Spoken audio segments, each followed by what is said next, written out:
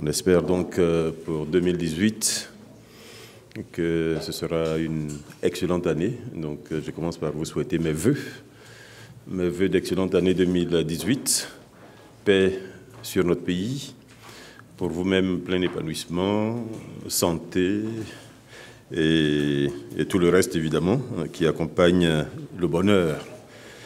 Et je fais également des vœux, puisque c'est la corporation de la presse qui est ici, des vœux pour plus de professionnalisme, pour plus de responsabilité.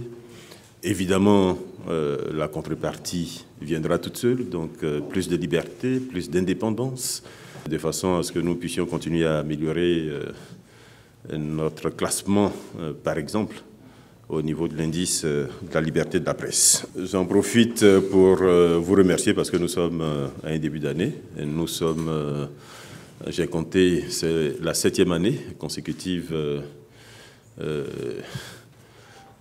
où nous nous retrouvons. Je ne sais pas si beaucoup d'entre vous étaient là déjà en 2011, mais c'est en 2012, le 1er janvier 2012, mais c'est la 7e année consécutive. Donc, grâce à vous tous, nous avons pu faire un travail qui a été jugé de qualité jusqu'à maintenant. Je voudrais vous remercier pour vos efforts et puis vous inciter à aller plus loin, au-delà du conseil, peut-être à approfondir les sujets qui sont évoqués ici, si possible même à faire des articles spécifiques, des émissions en particulier, donc concernant certains des sujets qui sont débattus ici, etc., etc. Je pense que tout ça, sans doute, va enrichir votre travail et puis nous permettra de communiquer mieux, puisque l'objectif de nous retrouvons ici, évidemment, c'est d'échanger, de communiquer ensemble. Voilà, donc je vous incite à faire encore plus d'analyses, encore plus de reportages sur notre pays, sur ce qui est bien, évidemment, sur ce qui est moins bien, en espérant qu'il y en aura de moins en moins. Voilà donc, encore une fois, excellente année à tous et merci pour vos efforts. Mesdames, Mesdemoiselles, Messieurs, nous sortons d'un conseil des ministres qui s'est tenu ce matin même, ici au palais de la présidence de la République à Abidjan, présidé par son Excellence M. Alassane Ouattara, président de la République, chef de l'État. À l'ordre du jour de cette réunion, il y avait des mesures générales, notamment des projets de loi et d'ordonnances, des projets de décret, des mesures individuelles et des communications. Au chapitre des mesures générales, projets de loi et d'ordonnances, au titre du ministère de la Justice et des Droits de l'Homme, le Conseil a adopté un projet de loi portant régime juridique du gel des avoirs illicites. Ce projet de loi a pour objectif d'organiser, dans un dispositif spécial, plus complet, les règles juridiques qui aujourd'hui sont éparses, les règles juridiques régissant actuellement le gel des avoirs illicites en Côte d'Ivoire. Ce dispositif nouveau a l'avantage de préciser la notion de gel des avoirs, d'élargir son domaine d'application et de déterminer la modalité de sa mise en œuvre. Ce décret, pour faire simple, contribuera à améliorer la lutte contre la corruption en Côte d'Ivoire en simplifiant les mécanismes de saisie, de confiscation des biens issus d'actes de corruption ou d'avoirs illicites, et cela par le fait qu'il réglemente mieux la gestion et la liquidation éventuelle de ces biens. Deuxièmement, au titre du ministère de l'Économie et des Finances, le Conseil a adopté un projet de loi portant création, attribution, organisation, fonctionnement de la Caisse des dépôts et consignations de Côte d'Ivoire, en abrégé donc CDC-CI. La Caisse des dépôts et consignations de Côte d'Ivoire est une institution financière publique qui a pour mission de mobiliser des ressources à long terme nécessaires au financement de notre économie. D'après toutes les analyses et toutes les expertises faites, il s'agit d'un outil très important qui manquait à la bonne gouvernance de notre pays au plan économique. Donc ce maillon manquant permettra d'accompagner mieux le développement du pays, en particulier la transformation structurelle de notre économie, qui, comme vous le savez, est l'une des priorités fixées au gouvernement par le chef de l'État. Cette institution, donc la Caisse des dépôts et consignations, offrira à notre économie de réelles capacités de projection sur une plus longue période, des financements mobilisables avec une faculté de rentabilité différée et des primes de risque plus faibles. Elle permettra à cette institution de pallier le faible niveau de crédit à long terme et de mobiliser les ressources nécessaires au financement de notre développement économique, ce que je disais tout à l'heure. L'action de la Caisse des dépôts sera ainsi dans le respect des règles de la concurrence, sera de contribuer à la solvabilité des projets qui sont réalisés en PPP, donc partenariat public-privé, sera également d'aider à solvabiliser les TPE, PME, toutes petites entreprises et petites moyennes entreprises, de promouvoir la finance verte, de prioriser les projets prenant en compte la transition énergétique et la lutte contre les émissions de gaz à effet de serre et les émissions de carbone. Troisièmement, au titre du ministère des Transports, le Conseil a adopté une ordonnance portant modification de certains articles de la loi 2014-812 du 16 décembre 2014, loi d'orientation du transport intérieur, ainsi que son projet de loi de ratification. Cette ordonnance apporte des clarifications et des distinctions à la loi qui permettent de simplifier l'application de cette loi et d'améliorer la sécurité juridique dans le domaine du transport intérieur. Ainsi, cette ordonnance précise que les personnes physiques sont exclues du champ d'application de la loi d'orientation du transport intérieur, qui ne vise que les personnes morales. Par ailleurs, l'ordonnance limite, pour une meilleure efficacité, l'autorité de régulation des transports à un rôle strict de régulation des activités de transport. Permet donc que l'organisation des transports puisse être fait par une autorité ad hoc. Cette loi ouvre donc la voie à la création d'une autorité organisatrice des transports pour la ville d'Abidjan, autorité qui réglementera, entre autres, la création et la gestion des gares, qu'elles soient routières, lagunaires ou autres. Et cette autorité veillera également à l'efficacité de ce qui s'appelle la multimodalité des transports en créant un lien le plus harmonieux possible entre les transports par bus, par lagune et par le futur métro d'Abidjan. Nous passons au projet de décret. Le premier projet de décret est pris au titre du ministère de l'Agriculture et du Développement rural. Le Conseil a d'abord adopté une communication relative à la mise en œuvre de la stratégie nationale de développement de la riziculture 2012-2020. Cette stratégie a été adoptée en 2012 par le gouvernement avec l'objectif à l'époque de prendre en compte la progression constante et importante du taux de consommation du riz dans les centres urbains de notre pays, de réduire la quantité de devises aujourd'hui affectée à l'importation de riz, plus de 300 milliards de francs CFA par an, et de maîtriser, bien entendu, les risques d'insécurité alimentaire. Aussi, cette stratégie a été conçue de sorte à couvrir, c'était l'objectif donc fixé à l'époque, à couvrir à partir de 2016 les besoins nationaux de consommation avec une production locale de 1 900 000 tonnes de riz blanchi, quantité qui devait être portée à 2 millions de tonnes à l'horizon 2020. La mise en œuvre de cette politique a permis d'obtenir des résultats qui sont globalement satisfaisants, puisqu'on note une augmentation importante de la production, ainsi qu'une amélioration de la qualité du riz produit en Côte d'Ivoire. Nous sommes passés de 550 000 tonnes en 2011 à 1 220 000 tonnes en 2013 Et depuis 3 ans, nous notons une stagnation autour de 1 400 000 tonnes. Par rapport à 1 400 000 tonnes qu'il faut comparer à un besoin qui est autour de 1 900 000, 2 millions de tonnes.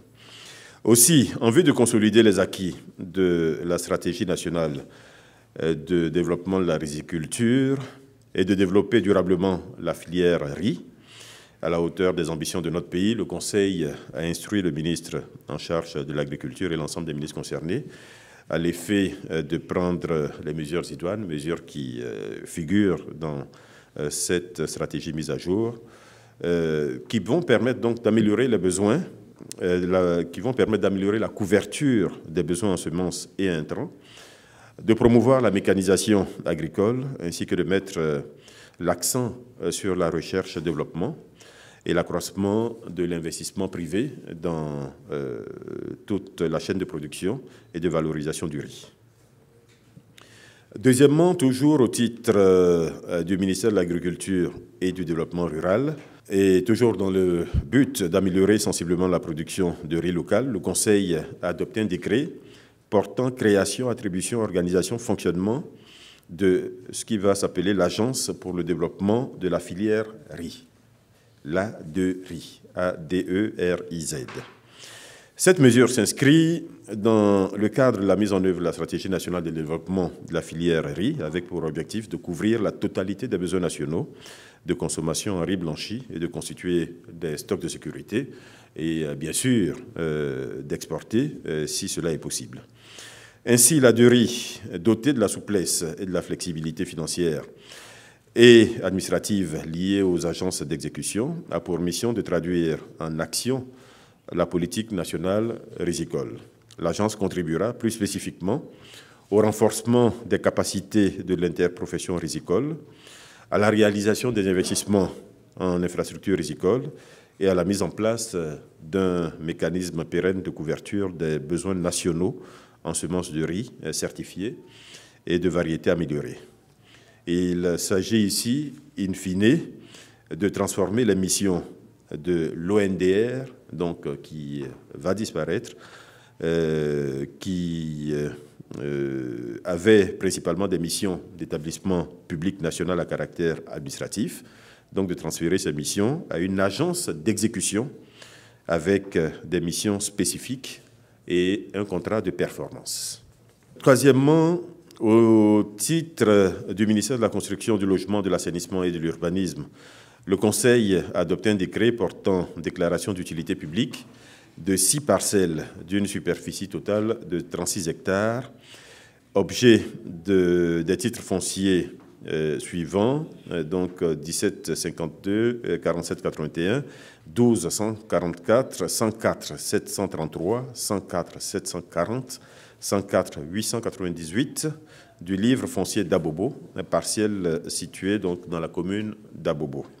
Cette mesure vise à assurer la réalisation dans cette commune de projets d'intérêt public que nous avons déjà présentés ici, qui portent notamment sur la construction d'un établissement sanitaire, le CHU d'Abobo, d'un lycée d'excellence, etc., etc. Nous passons aux mesures individuelles.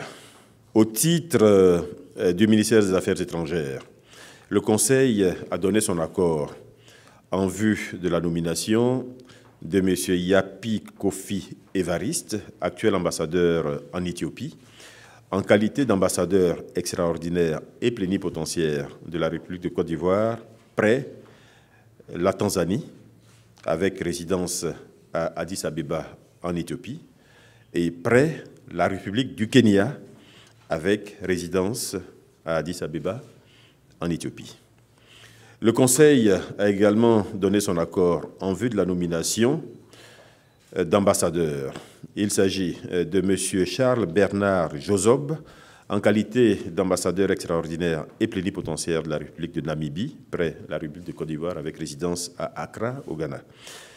De Mme Maria Lechner, en qualité d'ambassadeur extraordinaire et plénipotentiaire du Royaume de Suède, près la République de Côte d'Ivoire, avec résidence à Stockholm, en Suède. Et de M. Ramadan Gashi, en qualité d'ambassadeur extraordinaire et plénipotentiaire de la République du Kosovo, près la République de Côte d'Ivoire avec résidence à Dakar, au Sénégal. Nous passons au chapitre des communications. La première communication est faite au titre du Premier ministre, ministre du Budget du portefeuille de l'État. À ce titre, le Conseil a adopté une communication relative à la participation de la Côte d'Ivoire à la 48e réunion annuelle du Forum économique mondial, le World Economic Forum, WEF 2018, qui se tiendra du 23 au 26 février 2018 à Davos, en Suisse, et à la visite de travail que le Premier ministre effectuera ensuite à Paris, en France. Le Premier ministre conduira donc une délégation à ce forum, dont le thème cette année est « Créer un avenir commun dans un monde fracturé ». Le Premier ministre participera à différents panels et il interviendra sur un certain nombre de thèmes, notamment les perspectives en Afrique subsaharienne et l'amélioration de l'accès énergétique en Afrique. Et comme je l'ai indiqué tout à l'heure, le Premier ministre séjournera ensuite à Paris, où il aura des rencontres à haut niveau. Deuxièmement, au titre du Premier ministre, en liaison avec le ministère de l'Industrie et des Mines et le ministère du Plan et du Développement, le Conseil a adopté une communication relative aux conclusions de la 4e mission des experts de l'OCDE à Abidjan, dans le cadre du suivi et évaluation de la mise en œuvre du plan de réforme et du tableau de bord des indicateurs pour l'émergence en 2020. Cette mission a eu lieu du 13 au 17 novembre 2017. Et cette mission a fait suite à des missions antérieures de l'OCDE, réalisées en 2016 et en 2017, qui avaient permis de sélectionner les indicateurs clés ainsi que les réformes prioritaires. Les principales conclusions de la 4e mission des experts de l'OCDE révèlent globalement que la Côte d'Ivoire renforce sa croissance. Ces missions indiquent que le gouvernement a su stabiliser l'environnement macroéconomique de notre pays avec un taux de croissance moyen annuel autour de 9% et une inflation bien maîtrisée, puisque nous sommes globalement à un taux d'inflation inférieur à 3%. L'année 2017 a ainsi confirmé la résilience de l'économie ivoirienne, même si le rapport indique que la Côte d'Ivoire ne tire pas pleinement profit du marché de la CEDEAO. Aussi, prenant en compte les différentes recommandations de la mission, le Conseil a instruit l'ensemble des ministres concernés à l'effet de mettre un accent plus important sur un certain nombre d'éléments, et en particulier sur la diversification et le renforcement de notre économie, conformément aux objectifs du Plan national de développement 2016-2020. Troisièmement, une communication d'information relative au soutien apporté par le gouvernement à la candidature de notre compatriote Bakary Sidiki Diaby à un poste au comité pour l'élimination de toutes les formes de discrimination raciale, CRED. Ce comité est en train de procéder au remplacement d'un certain nombre de ses membres, 9 sur 18. Et il se trouve que notre compatriote, qui est actuellement secrétaire exécutif adjoint de la Commission nationale des droits de l'homme en Côte d'Ivoire, a été présélectionné, donc figure dans les 14 personnes présélectionnées, desquelles devront sortir les 9 nouveaux membres. Le Conseil se félicite de cet autre succès de notre pays qui traduit la volonté de la Côte d'Ivoire de marquer et surtout de renforcer sa présence dans les organisations internationales. Quatrièmement, au titre du ministère des Affaires étrangères, le Conseil a adopté une communication relative à la mission conduite par le vice-président de la République aux États-Unis d'Amérique dans le cadre de visites de travail au siège du groupe de Hershey Company, ou Hershey's, et à la Fondation Andrew Young du 18 au 20 décembre 2017. La mission au siège du groupe de Hershey Company a permis d'asseoir les bases d'un partenariat stratégique entre ce groupe et notre pays. Les différents axes prévus par ce partenariat sont notamment l'achat de produits semi-finis du cacao en Côte d'Ivoire, la contribution à la lutte contre le travail des enfants, l'amélioration du bien-être des producteurs de cacao. À l'occasion de cette mission, 3 mémorandums ont été signés dans le domaine de la nutrition, dont un entre le Conseil national pour la nutrition et de Hershey Company, portant sur l'amélioration de l'état nutritionnel d'environ 25 000 élèves ivoiriens. Un autre protocole d'accord a été signé entre le gouvernement et de Hershey Company pour un appui au développement du cacao en Côte d'Ivoire. Il est bon d'indiquer qu'après la mission du vice-président à la société Hershey's, le ministre de l'Agriculture a conduit une mission le 20 décembre 2017 à Washington. Cette mission avait pour objectif, dans le cadre du deuxième mémorandum signé avec la société Mars Inc. En mars 2017, de tenir une 3e réunion du comité de pilotage du suivi de la mise en œuvre de ce mémorandum. Les principales conclusions de cette réunion sont les suivantes. Premièrement, l'approbation d'un chronogramme de mise en œuvre du mémorandum du 29 mars 2017.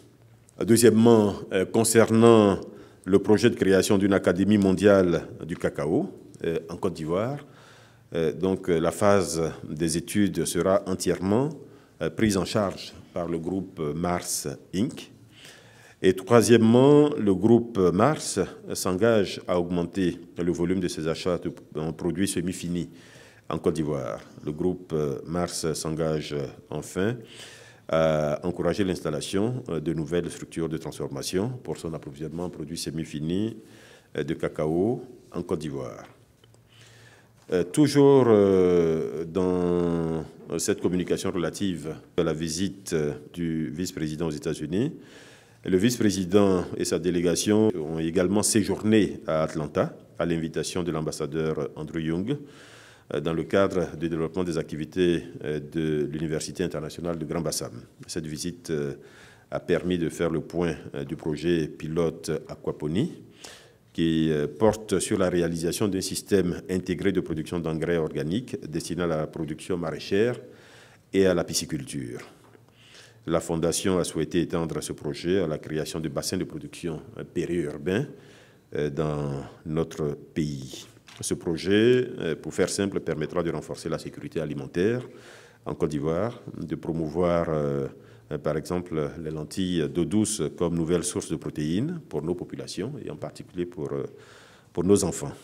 L'équipe américaine chargée d'appuyer la mise en œuvre de ce projet effectuera bientôt une mission en Côte d'Ivoire, en particulier à Grand Bassam, pour le démarrage effectif de ce projet. Cinquièmement, au titre du ministère des Affaires étrangères, toujours le Conseil a adopté une communication relative à la participation de la Côte d'Ivoire au Forum économique de Sao Paulo et à la mission d'études et de partage d'expériences au Centre d'excellence contre la faim à Brasilia, un forum tenu du 13 au 15 décembre 2017 au Brésil. Ce forum donc a été précédé par des échanges sur le thème « Investir en Côte d'Ivoire ». La rencontre, donc le forum, a été un tournant important pour le développement de la coopération et des échanges économiques entre notre pays et l'État de Sao Paulo en particulier, et bien sûr, plus généralement, le Brésil. Ce forum a été marqué par des présentations faites sur notre économie et à cette occasion, un accent particulier a été mis sur les secteurs qui offrent le plus de potentiel de coopération économique entre notre pays et le Brésil. Il s'agit de l'agriculture, il s'agit de l'agro-industrie, des infrastructures économiques, de l'énergie et des mines. Le vice-président a insisté sur l'intérêt pour notre pays de bénéficier des capacités d'innovation des entreprises brésiliennes dans les secteurs que je viens de mentionner. Et il a insisté donc pour la signature de partenariats public-privés ou éventuellement de partenariats privés mutuellement avantageux pour les hommes d'affaires des deux pays. À ce titre, 2 missions sont prévues pour le courant du premier trimestre de l'année 2018, une première mission dans le secteur de l'agriculture et de l'agro-industrie, et la deuxième dans le domaine des machines agricoles et de la construction civile. Pour terminer sur ce point, la mission d'étude et de partage d'expériences au Centre d'excellence contre la faim à Brasilia a été visitée par le vice-président qui a la qualité en Côte d'Ivoire de facilitateur national de l'examen stratégique Faim Zéro. Et pour le vice-président, il s'agissait de comprendre le modèle brésilien de lutte contre la faim à travers donc, le Centre d'excellence contre la faim, le dispositif stratégie Faim Zéro mis en œuvre par le Brésil, stratégie qui a permis à ce pays de promouvoir durablement le droit humain à une alimentation adéquate. Dans le cadre de cette dernière visite, le vice-président a pu obtenir un appui du PAM, du Programme alimentaire mondial, dans le cadre de la mise en place d'un centre d'excellence contre la faim en Côte d'Ivoire et le lancement, donc l'appui du PAM pour la mise en place dans un premier temps du centre d'excellence contre la faim et ensuite l'appui du PAM pour le lancement de l'examen stratégique Faim Zéro prévu dans la deuxième semaine du mois de février 2018. Dans ce cadre, la Fondation Bernard Van Leer a réaffirmé au vice-président son soutien au plan national multisectoriel de nutrition avec l'intégration de la composante du développement de la petite enfance pour un montant évalué à ce jour à 5 millions de dollars US. Voilà, nous sommes à la fin de ce compte-rendu. 2-3 choses dites en divers. La première, c'est la tenue d'un Conseil national de sécurité, donc le jeudi demain, 11 janvier 2018. Deuxième point, c'est la signature par le président de la République d'un décret mettant en place en Côte d'Ivoire ce qui va s'appeler le Conseil national de politiques économiques, le CNPE. Ce conseil a pour mission principalement d'identifier les grands défis économiques nationaux et internationaux que notre pays doit relever, de veiller à la cohérence d'ensemble à moyen et à long terme entre les politiques économiques et les programmes gouvernementaux, de veiller au renforcement des activités d'intelligence économique, notamment la collecte, la maîtrise en temps réel de toutes les informations critiques nécessaires et utiles à la prise de décision. Ce conseil sera supervisé par le vice-président de la République, le secrétariat général de la présidence de la République en assurera le secrétariat exécutif, et il comprendra bien évidemment tous les ministres en charge des questions économiques.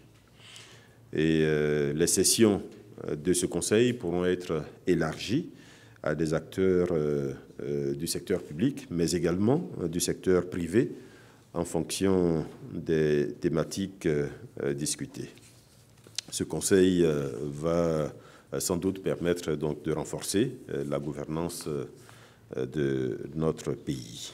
Le prochain Conseil des ministres se tiendra le mercredi 17 janvier 2018.